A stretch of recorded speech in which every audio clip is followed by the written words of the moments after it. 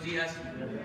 Estamos iniciando la semana. Vamos a informar sobre quién es quién, los precios de los combustibles. La licenciada Berenice Romero Domínguez es la encargada del despacho de la Procuraduría Federal del Consumidor. Es quien sustituye a Ricardo Sheffield, que lo vamos a extrañar, lo estamos extrañando, pero la licenciada Berenice ha estado siempre trabajando en la Procuraduría y tiene todos los elementos. Además es una profesional destacada y ella va a seguir estando con nosotros los lunes informando sobre los precios de las gasolinas, del diésel, del gas, de todos los energéticos. Y vamos también hoy, como siempre, como lo hacemos los lunes, a presentar el avance en las obras. Vamos a presentar los videos y terminando de presentar los videos, la evaluación de las obras que se están realizando, quiero informar sobre una carta que estoy enviando al ministro Arturo Saldívar Lelo de la Rea, que es el presidente de la Suprema Corte de Justicia de la Nación y al mismo tiempo es presidente del Consejo de la Judicatura en el Poder Judicial. Es una carta con relación a la actuación de un juez que concedió una suspensión de manera veloz. Se cumplió como pocas veces, de que la justicia tiene que ser expedita. Hay quienes solicitan la suspensión, la protección de la justicia y tardan en ser atendidos, pero aquí fue vía rápida. Entonces vamos a tratar sobre este tema, sobre este asunto. Desde luego, siempre respetuosos de la autonomía del Poder Judicial y desde luego del respeto al derecho de amparo, al juicio de amparo. Sin embargo, pues también en uso de nuestras facultades tenemos el derecho de expresarnos y de manifestarnos. Vamos a comenzar con Berenice. Con su permiso, señor presidente, buenos días a todas y todos. Empezamos, por favor. Respecto a la gasolina regular, encontramos el margen más alto en la marca Winstar, en Hermosillo, Sonora, con un precio de 22 pesos con 18 centavos por litro y un margen de 3 pesos con 3 centavos. Siguiente, por favor. Mientras que el margen más bajo se registró en franquicia Pemex, en Medellín de Bravo, Veracruz, con un precio por litro de 18 pesos con 48 centavos y un margen de 16 centavos. En la gasolina premium, el margen más alto lo tuvo la empresa Golf, ubicada en Escárcega, Campeche, en 2 pesos con 38 centavos y un precio por litro de 22 pesos con 93 centavos. Comparado con el margen más bajo de 15 centavos por litro, registrado en Mazatlán, Sinaloa, de Red Petrol, con un precio al público de 20 pesos con 86 centavos por litro. En el diésel, siguiente por favor. En el diésel, nuevamente Combustibles BP, en Escárcega, Campeche, tuvo el margen más alto en 3 pesos con 15 centavos y un precio al público de 23 pesos con 9 centavos por litro. Comparado con los 15 centavos de margen de Petro 7 en Chihuahua, Chihuahua, con un precio al público por litro de 21 pesos con 31 centavos. En cuanto a los indicadores de ganancia por marca, las más caras fueron otra vez Redco, Chevron y ahora se agregó Corpogas, mientras que en las más económicas se mantuvieron Orsan, ExxonMobil y G500. En el precio de la mezcla mexicana de petróleo, con corte al 12 de marzo, el promedio fue de $64 con 48 centavos por barril.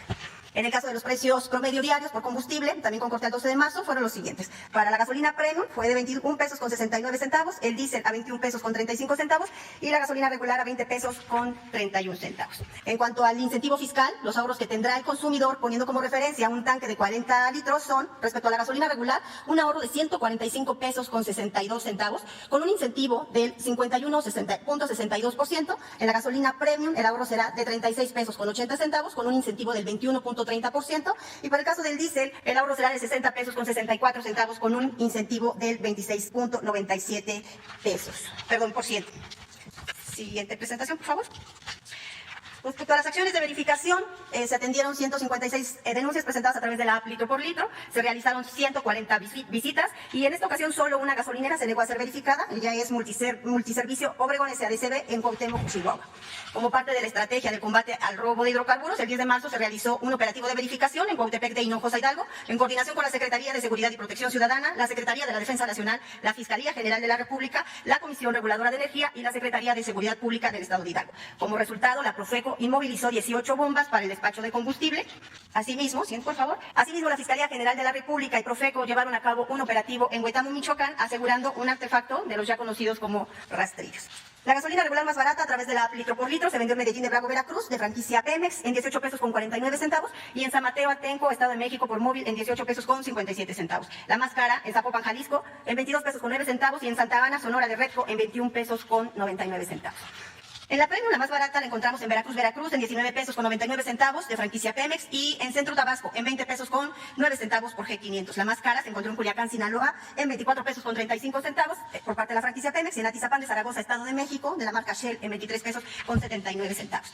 Respecto al diésel, el más barato se vendió en Tepatlaxco de Hidalgo, Puebla, por móvil, en 19 pesos con 86 centavos y en Puerto Vallarta, Jalisco, por Arco, en 19 pesos con 95 centavos por litro. El más caro lo encontramos en Toluca, Estado de México, en 23 pesos con 75 centavos centavos de la franquicia Pemex y en Mújica, Michoacán, en 23 pesos con 17 centavos por parte de la marca G500. La Procuraduría seguirá vigilando que los permisionarios no se queden con el incentivo fiscal. El incentivo es para los consumidores. Siguiente presentación, por favor. ¿Quiénes tienen los precios del gas LP? Respecto al gas LP estacionario, el margen más alto lo encontramos en la marca Supergas, en Nuevo Casas Grande, Chihuahua, con 5 pesos con 56 centavos por litro y un precio al público de 13 pesos con 99 centavos, comparado con 1 peso con 45 centavos de margen de gas Sabinas en Bustamante, Nuevo León, y un precio al público de 10 pesos con 79 centavos por litro. En el gas LP en cilindro, el margen más alto lo tuvo Hidrogas en Acapulco Guerrero, con 10 pesos con 69 centavos y un precio de 25 pesos con 65 centavos por kilo. Esto contrasta con el margen de 1 peso con 74 centavos y de un precio al público de 20 pesos con 49 centavos por kilo de Viva Gas en Saltillo, Coahuila.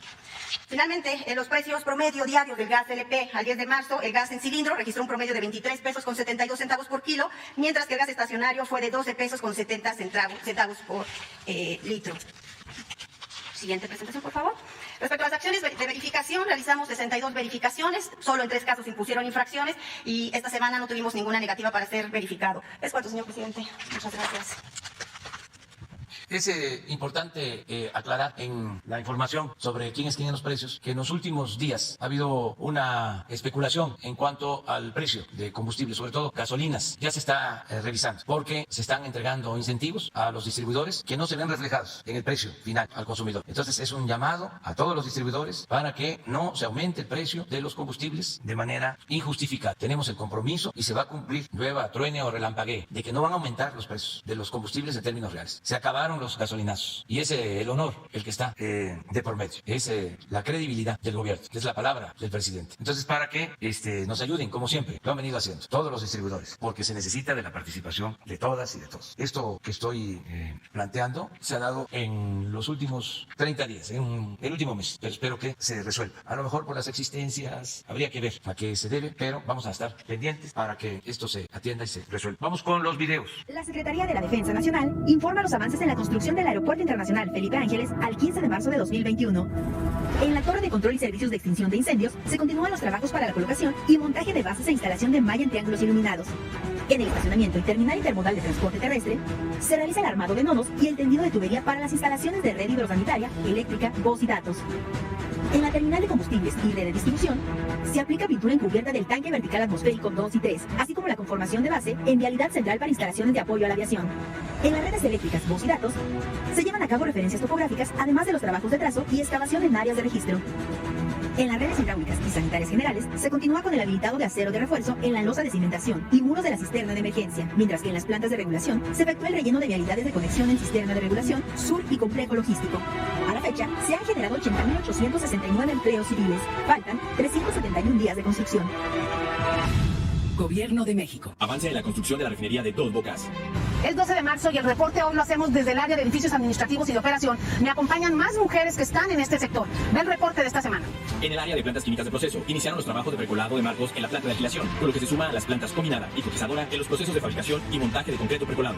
En el paquete 1 se suman 39 frentes con incorporación de la fabricación de los tanques decantados y de aceite de lavado en la planta combinada. Los trabajos en sus estaciones, estructuras de vacío, tren de desaladora y trabajos de altura en las mesas 1, 2 y 3 de las superestructuras de los tambores de coque continúan en desarrollo conforme al programa. En las plantas químicas del paquete 2 realizan trabajos de fabricación de tubería subterránea y se trabaja en la cimentación superficial de sus racks principales. En los tanques de almacenamiento de la planta de tratamiento de aguas amargas de la presa Techín se lleva a cabo el colado de plantillas, zapata y anillos correspondientes a su fase 2.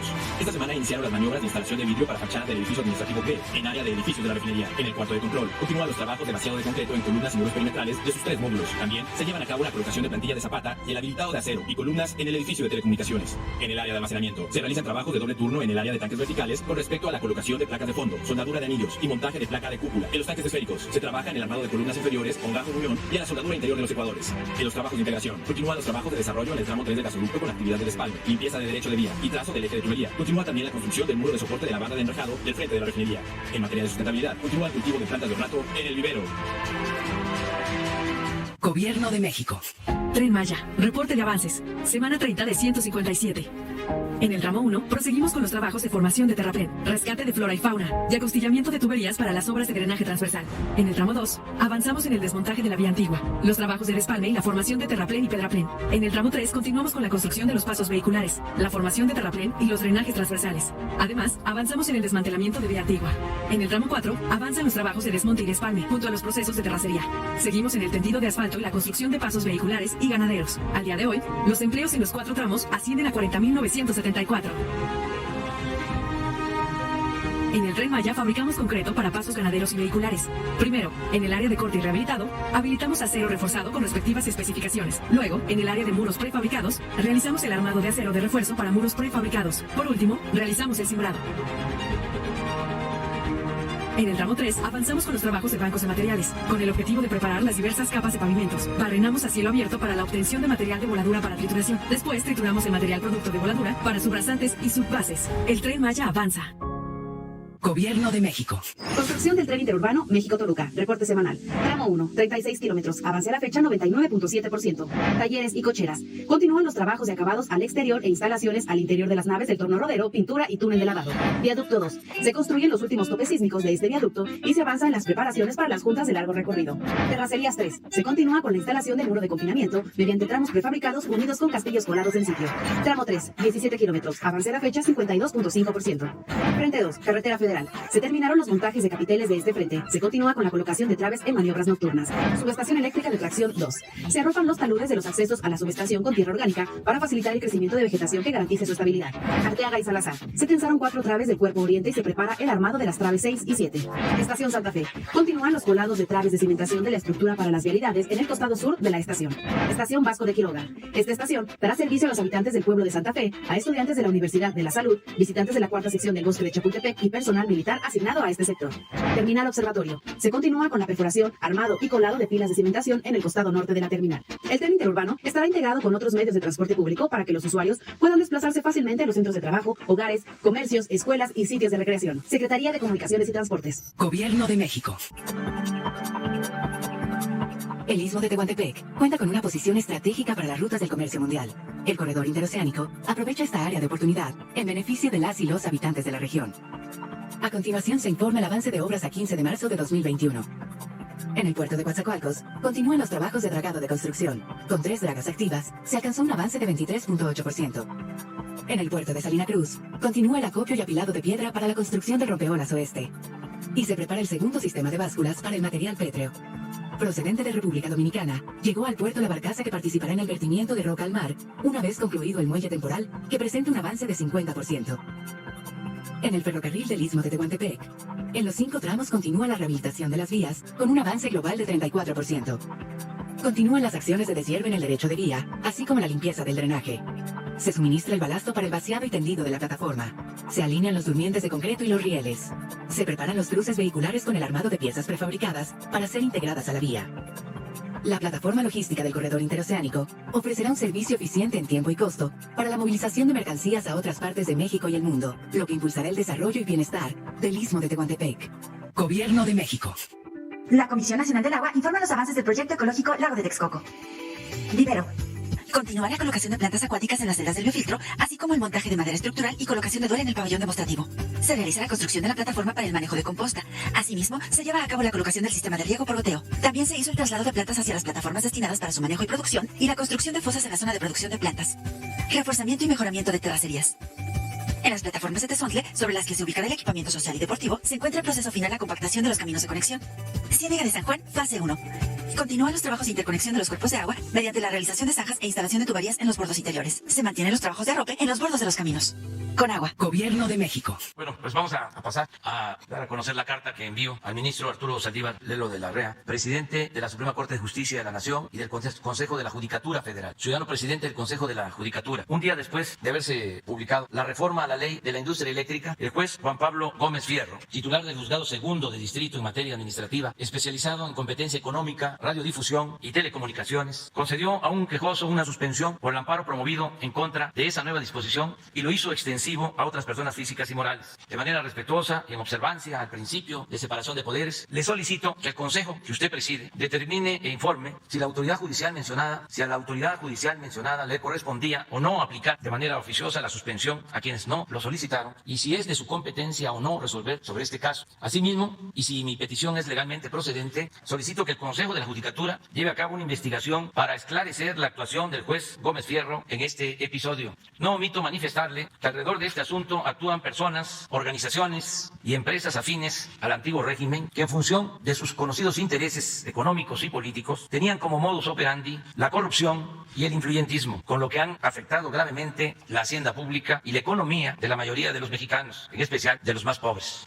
Me refiero, entre otros actores, a empresas eléctricas extranjeras como Iberdrola, de España, que incorporó a su nómina a una antigua secretaria de Energía del gobierno federal y al mismísimo expresidente de México, Felipe Calderón Hinojosa. Esta clase de intereses corporativos, que cuenta con el apoyo de la prensa proempresarial nacional y extranjera, ha conformado un llamado buró jurídico para oponerse a las obras, acciones y políticas que hemos emprendido para la transformación del país. En este agrupamiento conservador y reaccionario destaca, entre otros, Claudio X González, pseudodefensor de la sociedad civil, pero en realidad beneficiario junto con su familia de la política de privatización impuesta desde el gobierno de Carlos Salinas de Gortari. Entre ellos se encuentra también el exministro José Ramón Cosío, quien cuando estuvo en funciones en el Poder Judicial legalizó injusticias de grupos minoritarios o guardó silencio cómplice ante corruptelas y arbitrariedades. En fin, señor presidente de la Corte, sería lamentable que después de todo el daño que la oligarquía ha causado al país, sigamos permitiendo el abuso y la prepotencia bajo la excusa del Estado de Derecho, pues en honor a la verdad, quienes hoy invocan ese principio para preservar sus intereses han sido y quieren seguir siendo los violadores más tenaces de la Constitución y de las leyes de la República. Expreso para finalizar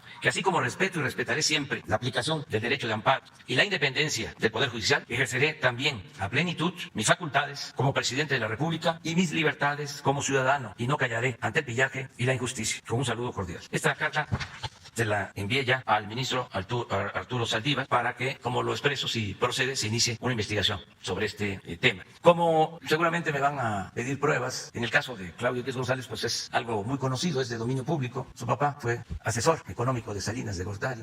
La familia tiene acciones en empresas particulares de generación de energía eléctrica y es pues público y notorio, ¿no?, que siempre han estado en contra de nosotros. Toda la familia participó en el fraude electoral del 2006. El señor Claudio X González en ese entonces era presidente del Consejo Coordinador Empresarial y financió parte de la guerra sucia en contra de nosotros. De modo que esto ya es completamente sabido. Crearon un órgano, una asociación que se llama México a favor de la corrupción, o cómo era, Mexicanos en contra de la corrupción. Toda una fachada, una simulación. Y pues ahora tienen este buró jurídico para oponerse a todas las obras. Son los que promovieron los amparos para no construir el aeropuerto Felipe Ángeles y siguen pues financiando la guerra sucia en contra de nosotros. Pero lo que se conoce menos es lo de el ex ministro Cosío. Entonces, por eso quise que se hiciera una revisión. Le pedí a un integrante de presidencia, a un servidor público de la presidencia, que me hiciera una revisión sobre la participación del ministro Cosío cuando estuvo en funciones. Desde luego es una propuesta que hizo, creo que el presidente Fox, para que fuera ministro. Tiene un pensamiento conservador que se respeta, pero aprobó resoluciones que consideró injustas cuando fue ministro y ahora se convierte en paladín de las libertades y de la justicia. Nada más para refrescar la memoria, no sé si tienes ahí lo que aprobó cuando fue ministro el licenciado Cosío, porque siempre manejan, esa es una de las características del conservadurismo, la hipocresía, un doble discurso, una doble moral. Mire, estuvo en el caso de la guardería ABC, préstame. Para beneficiar al gobierno de Felipe Calderón y de la familia de la señora Zavala, José Ramón Cosío votó en contra del proyecto en el que se proponía declarar como responsables de violaciones graves de derechos a diversas autoridades del IMSS, del gobierno del Estado de Sonora y del Ayuntamiento de Hermosillo. Sí, sabemos todo lo que sucedió con el lamentable caso de la guardería ABC. En el amparo directo de revisión de Cassés, esto tiene que ver con la detención de esta ciudadana francesa que se le tuvo que liberar porque se demostró que fue afectada con un montaje de televisión que hicieron en el programa de Loret de Mola cuando estaba García Luna, el secretario de Seguridad Pública. Entonces, en la primera sesión que se discutió el asunto para cubrir a Genaro García Luna y a Felipe Calderón, José Ramón Cosío manifestó que no podía admitir que existiera un efecto generalizado y absoluto de nulidad y propuso un amparo para efectos. 3, una acción de inconstitucionalidad, el caso de la ley Televisa, famosísima ley Televisa. En este caso, José Ramón Cosío se declaró impedido para pronunciarse sobre la constitucionalidad de la llamada ley Televisa y así proteger a ese medio y no enemistarse con Televisa bajo el argumento de que había celebrado un contrato profesional con la Comisión de Comunicaciones de la Cámara de Diputados para revisar la constitucionalidad del anteproyecto de la Ley Federal de Telecomunicaciones. Amparo directo de revisión, caso Roberto Gil, es un abogado también político destacado del PAN. José Ramón Cosío protegió a Roberto Gil en un asunto de libertad de expresión en el que se le había acusado de corrupción en un tema de casinos, pues votó en contra de un proyecto, es decir, Cosío votó en contra de un proyecto en el que se proponía amparar a la quejosa a considerar que no se había acreditado que ésta hubiera emitido sus expresiones con malicia efectiva, es decir, con el único propósito de dañar a Roberto Gil. Esto fue en contra de un comunicador o comunicadora. Caso de Juchitán, de una empresa eólica. ¿Se acuerdan cuánto han hablado de las energías limpias? José Ramón Cosío afectó a los intereses de pueblos indígenas de Oaxaca para favorecer a una empresa de energía eólica al negar el amparo a 1,166 pobladores indígenas pertenecientes al pueblo de Juchitán de Zaragoza, Oaxaca. Falta uno. Caso Atenco, ni más ni menos. En este asunto, José Ramón Cosío se negó a responsabilizar a nada menos que a Eduardo Medina Mora. Sí saben quién es Eduardo Medina Mora, que era últimamente ministro de la Corte y tuvo que salir por una investigación judicial. Y Enrique Peña Nieto de las violaciones graves a derechos humanos ocurridas en Texcoco y en Salvador Atenco. Entonces, es lo que estamos enfrentando.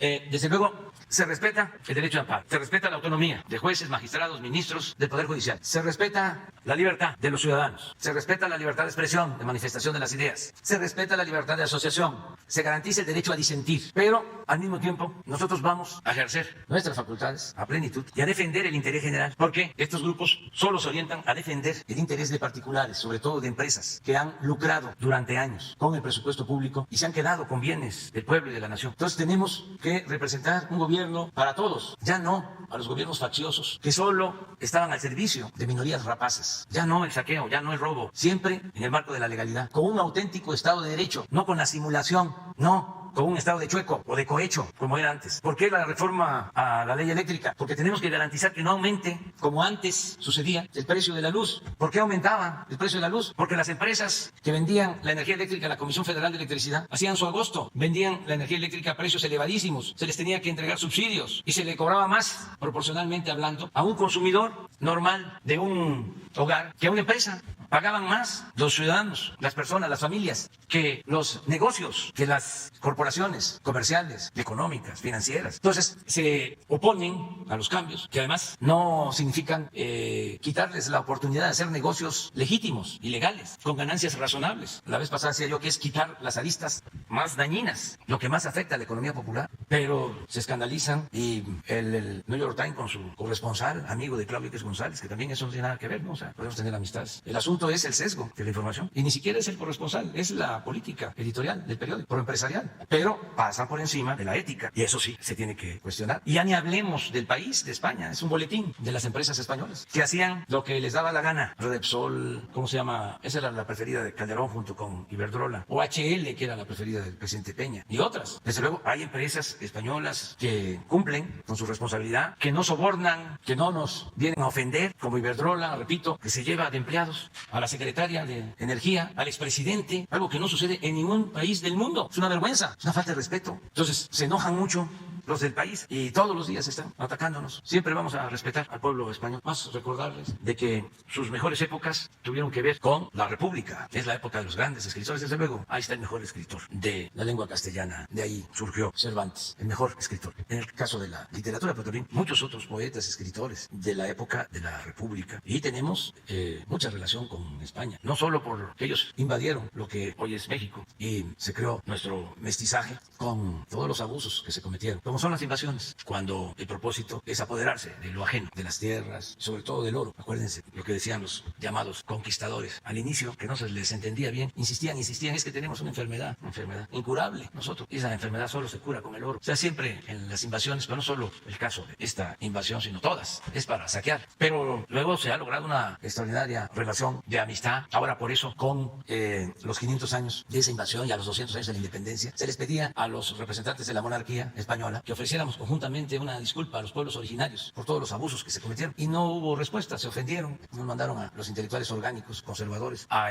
atacarnos. Desde luego el país, ahí es donde se filtró la carta que envié en ese entonces al rey, en muy buenos términos. La idea central es, a ver, vamos a ofrecer disculpas para iniciar una etapa nueva de reconciliación. Pero no se hizo y tenemos también pues mucho aprecio por el pueblo español. Los que vinieron cuando la República, al exilio, durante el gobierno del general Cárdenas, aportaron mucho a México. Y desde antes, los que vinieron porque había mucha pobreza a principios del siglo XIX en España. Y luego con la Primera Guerra Mundial, con las guerras, llegaron muchos migrantes y se distinguieron por su vocación al trabajo y salieron adelante y aquí formaron familias. Y son muchas las relaciones de amistad, de afecto que se tienen con el pueblo español. Pero últimamente, en el periodo neoliberal, llegaron empresas a querer vernos de nuevo como colonia, pensando que México es tierra de conquista. Y la verdad, sí, fue mucho el atraco, bastante. Pero ya, eso se terminó. Y desde luego que tenemos que mantener una muy buena relación con España, pero bajo condiciones de respeto, de legalidad, nada de corrupción, cero corrupción en las relaciones con España y con cualquier otro país, porque era una práctica que se utilizaba,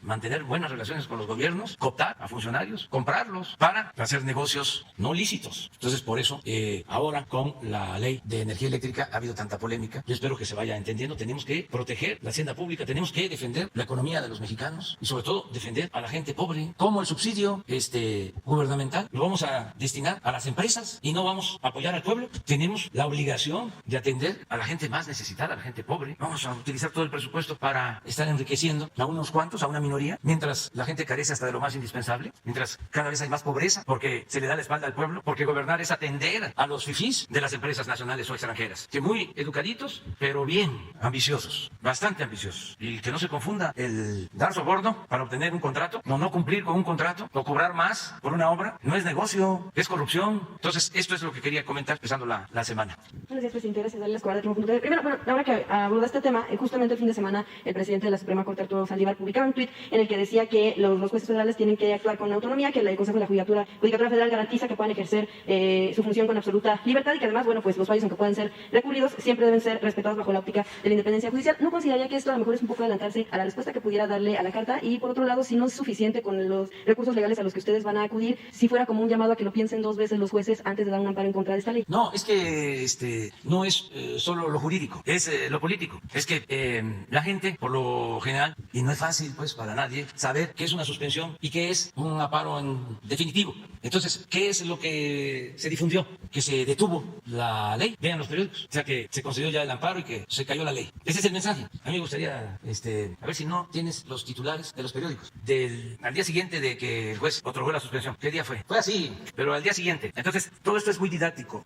A veces damos por sabido de que todos los mexicanos sabemos de lo que se trata. Pues no es así. La comunicación lleva tiempo. Siempre digo que esa es la diferencia entre un escritor que no debe de repetirse y un dirigente que tiene que repetir y repetir y repetir hasta que se vaya tomando conciencia. Porque además, antes estos asuntos no trascendían porque no les importaba el pueblo. Decían que la política era asunto de los políticos. No, la política es asunto de todos. Este es de Reforma, ¿no? Miren. Les juro por Manuelita que no sabía yo, porque no veo nunca los titulares. Yo me entero por las redes. Ya, no veo los titulares de los periódicos. Pero pues me los imagino. O sea, son predecibles. Pues. Fíjense, ordena juez bajar switch a la ley eléctrica. No, déjalo ahí otro ratito. Este es Reforma. Regresa. Aquí está. Aquí estoy otra vez, miren. Ya les voy a cobrar por derechos de autor. A ver, ¿a que sí? ¿El Universal? A lo mejor ese no, ese la mandó a Interiores. Ahí está, la primera. Y mire, como complemento, pero es un timbre de orgullo. Este periódico, cuando regresan, la matanza del 68, no sacó nada al día siguiente. Pero desde su fundación tenía que ver con las empresas extranjeras, con la compañía del Águila, sobre todo. ¿Síguele? No, el sol. Sube la gasolina y el gas más que la inflación, pero juez federal también frena nueva ley eléctrica. Esto al día siguiente, ¿no? El Financiero. Frena juez, reforma de AMLO a la ley eléctrica. ¿Y eso qué es? ¿Este juez? El economista, no, estos están enojadísimos con nosotros. Ya, no, se los dejo de tarea para que investiguen por qué se enojan, están tan enojados ellos. Entonces, esta solicitud de investigación sería como un mensaje a los jueces a que lo piensen dos veces y van a otorgar un amparo. No, porque van a decir que estamos amenazando. ¿Sí? No, es ventilar los asuntos públicos. Claro, es diálogo, es debate. Esto es bueno. Nada más que hay mucho desbalance. Entonces, por eso lo trato, para que se tengan las dos visiones, no solo una, porque todo eso, mira, ¿de quién es la crónica? ¿Es un empresario? No demos nombre. ¿Es empresario? Es un empresario. O sea, por eso hablo de prensa empresarial, nacional o extranjera. Es que una de las características del periodo neoliberal fue precisamente el controlar como nunca a los medios y predominaron los medios proempresariales. Son pocos los medios de periodistas, de comunicadores. Esa es una realidad. Entonces siempre hay un interés detrás. Entonces es nada más que se acuerden de que cuando se ejerce el periodismo se tiene que pensar en los ciudadanos, en el pueblo, en el lector, el que escucha la radio, el que ve la televisión, que se le debe de respetar. para que se garantice el derecho a la información, no utilizar los medios solo como instrumentos para mantener privilegios. Ese es un buen debate, un buen plan. Entonces, explicar por qué estamos llevando a cabo esta reforma. Adelante. Gracias, presidente. Es que, bueno, traigo igual dos temas, pero nada más como para avisar sobre lo que ya había escrito el presidente de la Suprema. En otro asunto, presidente, la ley orgánica para la Fiscalía General de la República, que avanza en el Senado de la República, más que colectivos, incluso personas que están sumándose desde el gobierno a la búsqueda de personas desaparecidas, han mostrado preocupación en torno a que pudieran cederle la salida de la Fiscalía General de la República de la Comisión Nacional de Búsqueda de Personas Desaparecidas. La propia Comisionada Nacional ha mencionado que se está buscando otorgarle esto bajo quién sabe qué criterios, que no se sabe qué podría haber detrás y que incluso se hace bajo una falsa autonomía, que se pudiera pensar en una falsa autonomía de la Fiscalía, pero que en realidad es un retroceso para las personas, los familiares de víctimas desaparecidas. Consideraría precisamente que se deban escuchar esas voces y si en efecto debería salir la Fiscalía General de la República de esta Comisión Nacional de Búsqueda. Hay una discusión sobre este asunto al interior del gobierno y se está analizando y se va a seguir discutiendo y desde luego los legisladores pues son los que van a decidir, pero vamos a tomar en cuenta lo que tú estás planteando. La postura que usted tendría ante el tema, ¿cuál considera que debería ser? Mi postura es de que se reúnan miembros del gabinete que tienen que ver con este asunto y se haga un dictamen adecuado, porque esta iniciativa no se atendió a fondo porque se pensó que no iba a haber polémica o oposición, pero sí está habiendo polémica y hay quienes no están satisfechos y son defensores de derechos humanos, y les diría yo que dentro de los que no están satisfechos están los defensores de derechos humanos de la Secretaría de Gobernación. Entonces por eso lo vamos a revisar y también por las demandas de defensores de derechos humanos y de colectivos. Que avance en el Senado, desde el gabinete se va a hacer este dictamen. Sí, y tenemos muy buena relación en la Cámara de Senadores, en la Cámara de Diputados. Si hay algo que consideremos puede ayudar, pues se aporta y al final ellos son los que van a decidir. Eso sí, nosotros no legislamos. Presidente, en el segundo tema que tenía, tiene que ver, pues es una situación que muchos, incluso del lado que pudieran estar, se ha criticado mucho, sobre todo el actual que tiene que ver con el propio vocero de la Estrategia Nacional de Combate a COVID-19, el subsecretario Hugo López-Gatell. La semana pasada surgió sí una polémica que tiene que ver con el asunto de principalmente la congruencia en el actuar y lo que se ha venido manejando durante más de un año que se tiene al frente de esta pandemia, y bueno, no por el manejo, sino más bien por los mensajes que pudieran ser contradictorios y en diferentes momentos, en torno, por ejemplo, en un primer momento recordábamos el año pasado en diciembre, me parece, cuando se mencionaba que, bueno, pues no, para evitar contener precisamente el gran número de contagios y lo que vimos después en enero, que en efecto hubo un pico precisamente por pues fiestas de fin de año, etcétera, y el llamado que se hacía desde el gobierno federal a decir, pues no son vacaciones, manténganse lo más que se pueda en casa, y el propio subsecretario, bueno, lo vimos de vacaciones. En otro momento, bueno, también una que pudiera ser también contradicción a lo que usted había mencionado, de permitir a los gobiernos estatales que pudieran adquirir las vacunas si es que encuentran, y él en algún momento decir que eso contravenía el Plan Nacional de Vacunación. Después usted tuvo que volver a salir a decir que sí pueden adquirir. Y finalmente en esta ocasión, ya que el subsecretario se contagió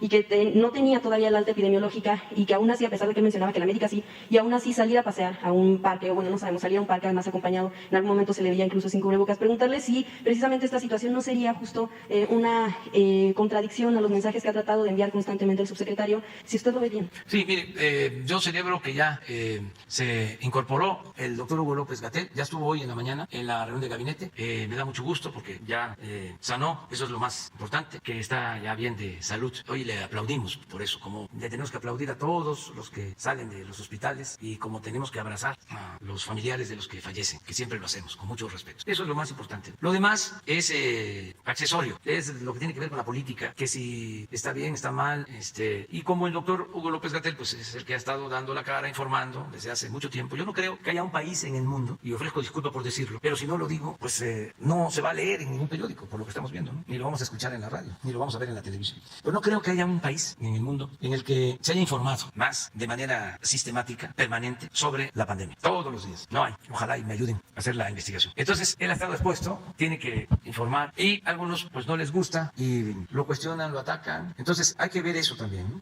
Y ya mañana va a estar él aquí y a lo mejor va a contestar lo que estás planteando. Ojalá y no dedique mucho tiempo a eso, porque lo que nos importa ahora más que nunca es que sigamos aplicando vacunas. Esa es la prioridad. Conseguir vacunas para vacunar lo más pronto posible. Por lo que tú mencionabas, han habido en nuestro país, pues es muy claro, y en el mundo, 2 olas. Pensábamos que ya con la primera se iba a ir o iba a reducir el número, se iban a reducir los contagios y desde luego lo que más duele, los fallecimientos. Y de repente se vino una segunda ola y fue mundial también, igual que la primera. Entonces vamos para abajo ya de la segunda. Entonces tenemos que aprovechar a vacunar para que, toco madera, si se viene una tercera, ya nos agarra protegidos. A ver, ¿por qué no pones la gráfica de contagios? Es que es muy claro. Entonces, ahora que vamos bajando en contagios, tenemos que aprovechar para vacunar. Eso es lo que más nos importa. El que podamos cumplir con tener vacunados a más tardar a finales de abril a todos los adultos mayores del país, a todos mayores de 60 años. Y también ir avanzando en la vacunación de maestros para el regreso a clases presenciales. Si no en todo el país, en los estados ya con semáforo verde, amarillo, que empecemos antes de que concluya el ciclo escolar, porque no puede atrasarse más. Entonces, pero hay otra donde es más claro. A ver, lo de la ola. Bueno, aquí.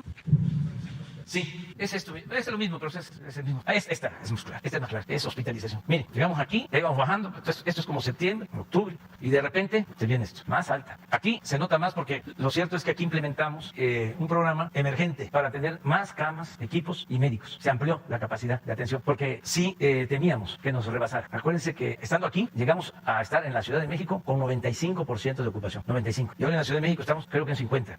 Bueno, en hospitalización general menos de 50. En hospitalización de enfermos con necesidad de ventilador, un poquito más de 50, es la única entidad. Entonces, cuando me preguntas, ¿no? Además, porque este es tu trabajo. ¿Qué pasa con el doctor que estaba caminando en... ¿Dónde? La Condesa. Pues sí, te contesto y todo, y que él informe, pero lo que me importa es esto. También la pregunta, o sea, porque... Es que todo, pues debe de priorizarse, ¿no? Y un poco también el sentido de la pregunta es porque el mismo subsecretario ya en algún momento dijo que había medios que respondían a chismes y que era como más importante. Pero más bien la pregunta es porque pues es nada menos que el vocero de la Estrategia Nacional de la pandemia. Sí, pero... Y la congruencia entre los mensajes y las acciones. Sí, pero se tiene que priorizar. Sí. Ahora, lo que más nos importa es que no se detenga la vacunación. Y afortunadamente va bien. ¿Y podría haber otro pico, presidente, por lo que decía ahorita? Sí, que sí. No hay que descartarlo. No es eso, sino por algún informe que ha surgido de rebrotes en Europa. Acuérdense que es mundial, bueno, por eso es pandemia. No es que lo que está pasando en Italia no tenga que ver con nosotros. Entonces, tenemos que estar pendientes. El plan que tenemos es vacunar lo más pronto posible. Y nos está resultando hasta ahora, porque nos están llegando vacunas. Antier 1 millón de Sputnik. Mañana llegan más, alrededor de 600, 800,000 más de Pfizer. Y estamos muy cerca de lograr 2 envíos muy importantes. 2 envíos muy importantes. Hoy tenemos reunión en la tarde-noche con el Gabinete de Salud para atender esto. Si aseguramos estos 2 envíos, ya podría decir que se cumple el compromiso de vacunar a todos los adultos mayores, a más tardar a finales de abril, con una primera dosis, y maestros de estados con semáforo verde y amarillo. ¿Es por la falta de entrega por los contratos? ¿Es por eso que se ha recurrido? Sí, porque acuérdense que nos suspendieron entregas de Pfizer 3 semanas. Entonces, eso atrasó. Sí, pero yo me protejo diciendo finales de abril, porque lo podemos lograr antes. Pero como todo lo que diga se puede usar en mi contra. Entonces, nada más en estos casos me vuelvo conservador. Buenos días, señor presidente. Felipe Fierro de Tigo.com.mx y de Puente Libre Juárez. Brevemente también sobre el tema de las vacunas. Los Países Bajos, desde luego aquí incluimos el Reino Holandés, Noruega, Dinamarca, han suspendido provisionalmente la vacunación de AstraZeneca, porque encontraron reacciones mínimas, dicen ellos, pero por prudencia la suspendieron. México hizo un precontrato de compra en esta firma o en estas vacunas de AstraZeneca por 74.4 millones. La pregunta es si usted tiene información al respecto por parte de COESPRIS y qué es lo que se va a hacer. Sí, ya hay una investigación de parte de los médicos nuestros, los especialistas, y afortunadamente se está validando la vacuna, es decir, no se considera riesgos en su aplicación. De todas maneras, mañana van a informar sobre este tema. Ya se sabe que estos posibles coágulos que se podrían crear con la vacuna no significan riesgo, peligro, pero ellos van a informar. Además, nos vamos a ajustar a lo que también emita como resolución la Organización Mundial de la Salud. Muy bien, señor presidente. En otro tema, para preguntarle cómo le fue la convención con los banqueros, ahí hay 2 grupos, uno que encabeza Banorte, que dice que es un honor estar con Obrador, y otro que encabeza Valentín Díez Morodo, presidente del Consejo de Administración del Grupo Financiero Citibanamex. Él expresó recientemente que las decisiones tomadas por usted han creado una enorme incertidumbre en el desarrollo de la economía nacional y que en este cambio pues parece que no hay un rumbo definido y este sería el centro del problema. Esta pregunta pues es doble. Uno, ¿cómo le fue? ¿Y qué respondería al presidente del Grupo Financiero Citibanamex? Me fue muy bien y se habló de la recuperación de la economía, de cómo afortunadamente vamos creciendo, cómo se están recuperando los empleos, cómo se va hacia la normalidad económica. Hice el compromiso, y voy a cumplirlo en su momento, de llevar a cabo una reforma profunda, radical, para la simplificación. ¿Las comisiones famosas? No, No, básicamente simplificar todo lo relacionado con la apertura de nuevas empresas y con el pago de impuestos, porque en la actualidad hay muchos trámites burocráticos para abrir una empresa y también muchos trámites para pagar los impuestos. Entonces vamos a simplificar a partir de darle toda la confianza a los contribuyentes. Sobre todo esto va a ir orientado a las micros y pequeñas empresas, micros, medianas, pequeñas y medianas empresas, básicamente. Les dije también de que todo es tiempo, política es tiempo. Lo vamos a hacer cuando ya terminemos de limpiar de corruptelas todo el sistema fiscal. Y ya estamos por concluir. Esto es que no haya la facturación falsa, que se acabe eso. Esto se creó hace 10, 12 años y se hizo un emporio. Se metieron a robar, a saquear con el manejo de las facturas falsas. Claro, permitido desde el gobierno, despachos fiscales. Y desde el SAT, desde luego, ¿no? Claro. Porque sí, que había grupos de empresas que operaban desde el SAT. Sí, se toleró, porque fueron mecanismos que utilizaron durante el gobierno, en los gobiernos, hasta medios de comunicación. Entonces habían las grandes factureras. Entonces estamos hablando de que se robaban miles de millones de pesos con ese mecanismo. Agréguenle lo que se les condonaba de impuestos a los de mero arriba y agréguenle toda la defraudación fiscal. Entonces, como ya estamos terminando de limpiar, además ya es delito grave la defraudación fiscal. Ahora ya vamos a poder decir, a ver, bajo protesta de decir verdad, manifiesta lo que tienes ingresos, tus utilidades y mediante una fórmula sencilla haz la cuenta de cuánto es tu contribución y deposita el dinero en un banco, de una ventanilla de Hacienda y se acabó. Solamente que hayas engañado en los procesos que vamos a establecer, ya no de fiscalización detallada, sino de insaculación. Si te toca la revisión y resulta que engañaste, pues entonces atente a las consecuencias. Va a ser con la ley. Si no, no vas a tener ningún problema. No te van a estar viendo los del SAT, no te van a estar pidiendo comprobantes. No vas a necesitar ni contador público. ¿No se ha fijado todavía un monto de cuánto sería la cantidad que deben de vender o deben de ingresar los contribuyentes para operar el sistema privilegiado, diríamos, o de rapidez? Todavía lo estamos analizando porque existen los grandes contribuyentes. No incluiría en esta primera etapa a grandes contribuyentes. Estamos hablando de medianos, pequeños y muy pequeños. El viene. Sí, ¿mande? El viene, ¿no? Sí, que son la mayoría, aunque el porcentaje mayor de contribución se da arriba y sobre todo con los trabajadores. Esos son los que más aportan en lo que tiene que ver con impuestos sobre la renta. Entonces sí vamos a una reforma. Nos fue muy bien con los dueños de bancos. Acerca de las declaraciones de este señor. Sí, Díaz Morado. No me meto en eso. No tiene algo que ver porque usted siempre se manifestó en contra de la operación de venta de... Es probable, que no pagaron 12,000 millones. Sí, es probable. Es que no pagaban impuestos. O sea, se vendían las grandes empresas, los bancos. Esto desde Fox, que vendieron Banamex a Citigroup. Tenían que haber pagado como, 12, 15 mil millones de pesos de impuestos y no los pagaron. Porque además había una legislación que si estas operaciones se hacían en bolsa, ya no pagaban impuestos. Si en vez de que Citigroup comprara Banamex hubiese comprado a Citigroup, tenía que haber pagado en Estados Unidos 12, 15 mil millones de pesos de impuestos. O sea, para ponerlo clarito. Entonces todo eso ya no se permite. O sea, las grandes corporaciones financieras, económicas, cuando se vendían, no pagaban impuestos. Entonces todo esto, pues era una injusticia. ¿Cómo se le pide que paguen impuestos? Todos los ciudadanos y los de arriba no pagan impuestos. O cuando pagaban impuestos, se les devolvía. Entonces estamos terminando ya de poner orden y no es nada del otro mundo. Así es en otros países. Estamos estandarizando que sea igual que en otras partes. ¿Qué no estábamos a favor de la globalidad? ¿O era nada más la globalidad en los bueyes del compadre? Entonces, muchos empresarios, yo diría que la mayoría, están entendiendo las nuevas reglas y están ayudando. Y hay otros que se quedaron pues mal acostumbrados y piensan que van a seguir con sus influencias manteniendo privilegios, ¿no? Eso ya no. Pero no tenemos pleito con nadie. Y además, tiene que haber libertad para que el que esté inconforme se exprese, se manifieste. Presidente, buenos días. Carlos Domínguez, de Nación 14. El día de ayer usted mencionó en su gira por el Pacífico que a partir de julio de este año se abrirían las Islas Marías al turismo. Preguntarle si pudiera dar más detalles del tema, ya que pues no se sabe muy bien si la pandemia ya estaría domada para esos días, a pesar de que el programa de vacunación estima que ya estaría vacunada una gran parte de la población. Esto ayudaría a la economía, abriría empleos en la isla, fomentaría el turismo en el lugar. Preguntarle más detalles del tema, presidente, y ahorita se me permite otra pregunta. Sí, pues es muy satisfactorio, lo he dicho en otras ocasiones, que el penal de las Islas Marías se convierta en un centro cultural, ecológico, turístico, desde luego con la vertiente de la sustentabilidad, porque no es para hacer hoteles, no es para construir, no se va a poder quedarse en las noches, no se va a poder dormir allá. Nada más es ir en la mañana y regresar por la tarde. Pero el viaje es bellísimo. Es un viaje no solo a las Islas Marías, es un viaje a la historia, a recordar cómo se creó esa cárcel en la época de Porfirio Díaz, cómo mandaban a esas islas, a la isla madre, que fue la que se utilizó de prisión, a los criminales más severos, más temibles. Se organizaban las famosas cuerdas a las Islas Marías. Y a los opositores al régimen. Por eso fue allá José Revueltas. Entonces es un viaje a la historia, a lo que fue el autoritarismo autoritarismo, pero es un viaje también a la literatura, porque es obligado, si se va a las Islas Marías, leer la novela de José Revueltas, Muros de Agua. Ya nada más con eso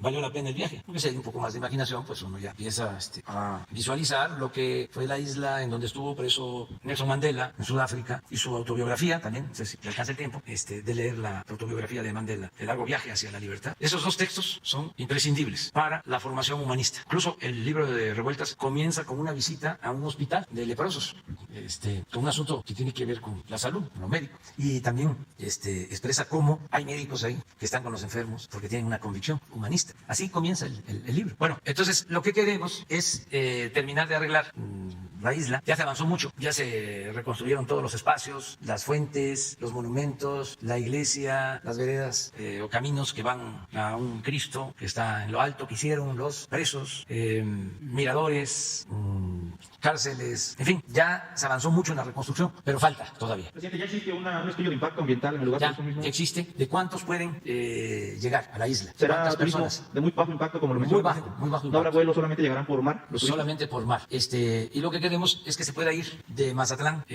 también de Nayarit, de Mazatlán, del puerto de Mazatlán, de San Blas, Nayarit, que es lo más cerca, y de Vallarta o de Las Varas, Nayarit. O sea, se va en la mañana, hay embarcaciones, vamos a decir rápidas, que pueden hacer de San Blas, se pueden hacer 2 horas, un poco más, 2 horas y media, 3 de Mazatlán, de Vallarta. Se va en la mañana, se camina, se monta bicicleta, se va por los senderos, se explora y va a haber un mercado de las artesanías de todas las comunidades indígenas, de las mejores artesanías, y en la tarde se regresa. Entonces estamos viendo la compra de las 3 embarcaciones, parecidas a las embarcaciones que cruzan ahí en Puerto Morelos para Cozumel, o las que cruzan para Islas Mujeres, para comenzar. ¿El precio estimado, presidente, por viaje, una persona? No sabemos todavía. ¿Todavía no existe? No, se nombró ya el gobernador, que es un capitán, para que ya él se haga cargo de terminar con los trabajos de reconstrucción y vea lo de las embarcaciones, los muelles, la vigilancia y la operación de todo el programa. Pero sí calculamos que para julio, también como lo mencionas, depende de la pandemia, que ya para julio podamos echarlo a andar el programa. Sí. Bueno, regresando al tema del Poder Judicial, presidente, ¿ha considerado usted con el ministro presidente Arturo Saldívar,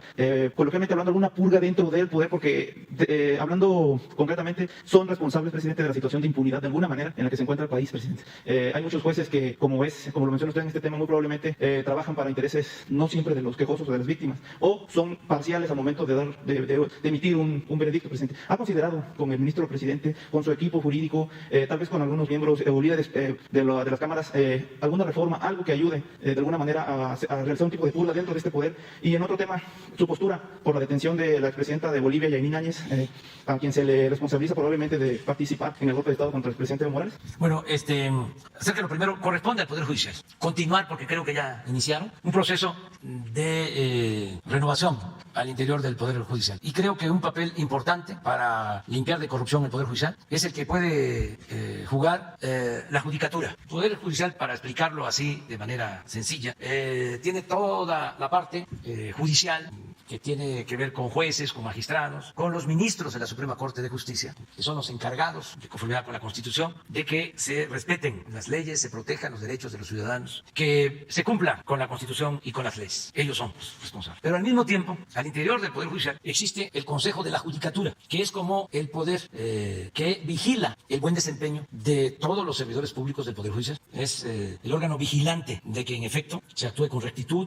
que no haya corrupción. Entonces, este Consejo de la Judicatura es el que puede garantizar la limpieza, no porque se está renovando el Consejo de la Judicatura. Antes, el Poder Judicial era como el castigo de la pureza. Nunca se castigaba a un juez, a un magistrado, a un ministro. A mí me gustaría que se hiciera un análisis, un estudio, sobre cuántos jueces, magistrados y ministros han sido enjuiciados, sobre todo en la época posrevolucionaria. ¿Cuántos han sido castigados? Durante el periodo neoliberal, muy poquitos, porque como es un poder autónomo, no se podía intervenir, y no se debe de intervenir, tienen que ser ellos mismos, pero hacerlo. Y para eso es importante el Consejo de la Judicatura. Sí, pero se va avanzando. Por ejemplo, hace poco salió un ministro. Eso no se veía. ¿Qué otro ministro va a salir por renuncia?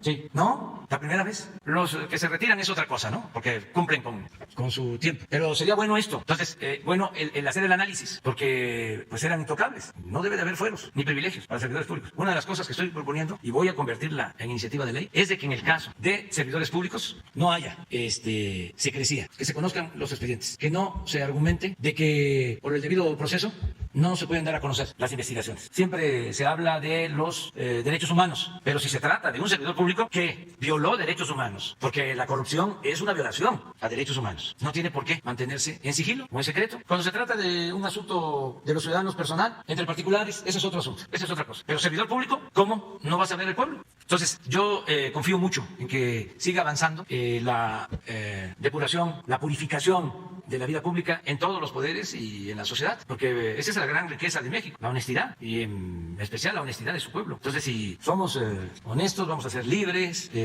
vamos a ser respetados en México y en el mundo. Entonces, esa es la propuesta, pero tiene que salir de ellos, nada de imponer. Y yo sí veo que hay voluntad en el Poder Judicial, sobre todo del presidente de la Corte. Desde luego, tiene que enfrentar cuestionamientos, pues imaginan cuántos intereses creados. ¿Cómo va a estar de acuerdo Ramón Cosío si ellos formaron parte de la corrupción que imperaba? Y eso es por mencionar a un ministro, pero así muchos otros. ¿Cómo callaron durante tanto tiempo cuando se saqueó al país, cuando se cometieron graves injusticias? Luego resulta que se convierten en paladines de la libertad, de la justicia, porque tienen un pensamiento conservador y están inconformes con la transformación. Pues tienen derecho de manifestarse, pero también que no simulen, fuera máscaras. Pues muy bien, mañana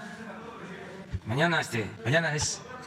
No opino de eso, porque de eso es un asunto que tiene que ver con otro gobierno. Nosotros en su momento consideramos de que corría peligro el presidente Evo Morales y que México debía extender su mano para garantizar el derecho de asilo, que es una tradición que nos dignifica y llena de orgullo, una tradición de la política exterior mexicana. Y se protegió al presidente y a otros colaboradores que estaban en peligro y se les trajo a México y ya regresaron a su país y por la vía democrática resolvieron sus asuntos, se restableció la legalidad, la democracia, y hasta ahí me quedo. Muchas gracias.